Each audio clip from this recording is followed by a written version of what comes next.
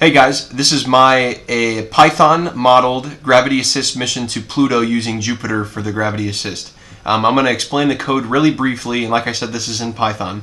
And I'm going to try to keep everything short and explain everything in English and stuff. So this is the masses of each of the planets, the actual masses, and this is the gravitational constant, which I'm going to use later to calculate the forces. And this is the radii, the actual radii of everything in, I believe, kilometers times 10. But I don't actually use that because if I would, you wouldn't be able to really see anything because the sun is so much bigger than everything else. So this data right here, what you're seeing here is the Julian data that I downloaded right from NASA's JPL Jet Propulsion Laboratory website. And basically what Julian time is it starts from January 1st, 2000, and each increment of 1, so if I were to change this to a 6, it would be 24 hours. So this would be December 19th, 2017. So then I just used that and defined a spacecraft a certain distance away from Earth, and I think I just defined it as the radius of Earth plus 100 kilometers because that's the edge of the atmosphere. And this is the trails that I have updating are basically just so you can see where the planets were a certain DT away. And like I said, the reason why I have this is my spacecraft initial velocity, and the reason why I have this minus 30 and then minus 16 and then 11 minus 14 is because the Julian date is not, or the Julian date time is not the actual time. So my spacecraft is in seconds. It corresponds to seconds, but the Julian time corresponds to days for every one increment. So I had to modify the two DTs, one for the spacecraft, one for the planets, and so I had to actually manually calculate the velocities, the x and y velocities of the Earth, so that I could add them onto the spacecraft's velocity because I want it to be moving a certain speed with respect to the Earth. And then, like I said, I modified the DTs so that they would align with each other. And this is the important part. I have the sun positions and the planet positions, the spacecraft positions updating every certain DT, whatever I give it. And then I have the magnitude of the distances between the sun and the spacecraft, and then the unit vectors between the suns and the planets and the spacecraft. And then this allows me to get a force between each planet and the sun and the spacecraft. And I don't actually have to have the planets acting on the sun because the Julian date does everything for you without the math. You plug in a number and all the planets and the sun are in whatever x, y, and z coordinates they are.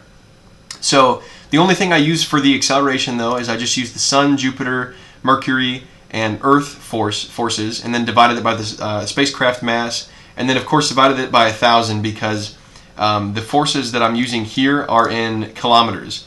So I had to put that in meters so that it would be the actual force.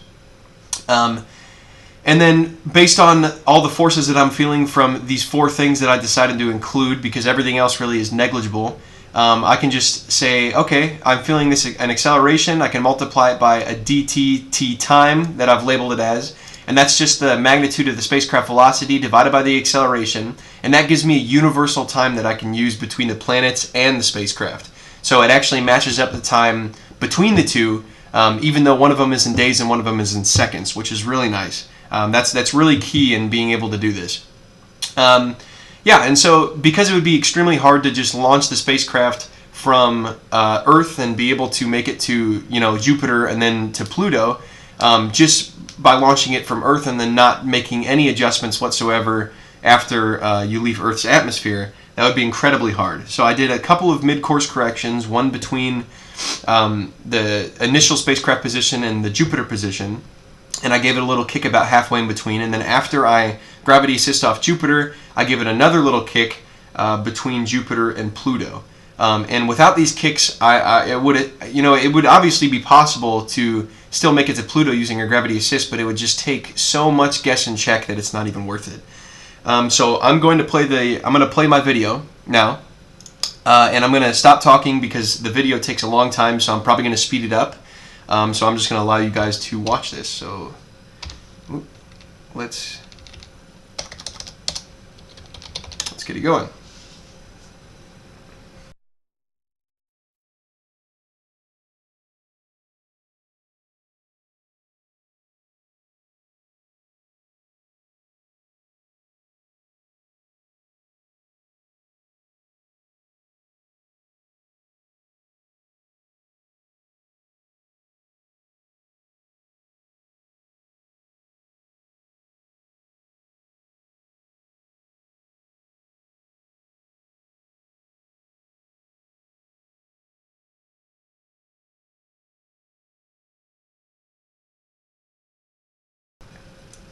Okay, I'm gonna probably slow down the video again so you can hear me now.